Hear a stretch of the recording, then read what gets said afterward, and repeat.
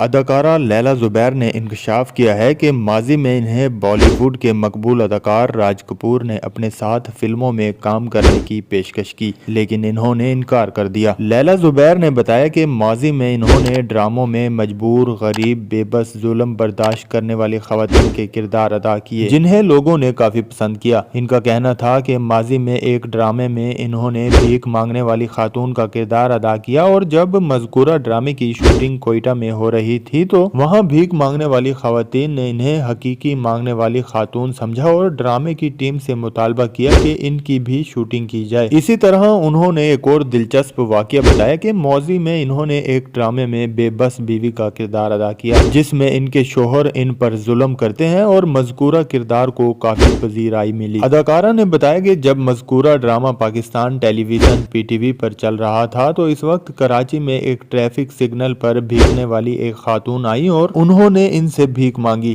لیکن جب فقیرنی کی ان پر نظر پڑی تو انہوں نے بھیک ہی نہیں مانگی۔ لیلا زبیر کے مطابق بھیک مانگنے والی خاتون نے انہیں کہا کہ ارے یہ تو سارا ہے، اس سے کیا مانگنا، اس سے مانگنا نہیں بلکہ اسے دینا چاہیے۔ ایک سوال کے جواب میں اداکارہ نے انکشاف کیا کہ ماضی میں انہیں بالی ووڈ میں کام کرنے کی پیشکش بھی ہو چکی ہے، لیکن انہوں نے وہاں کام کرنے سے انکار کر دیا تھا۔ اداکارہ کے مطابق ماضی میں شارجہ میں کرکٹ کپ ہوا تو انہیں بھی مدعو کیا گیا۔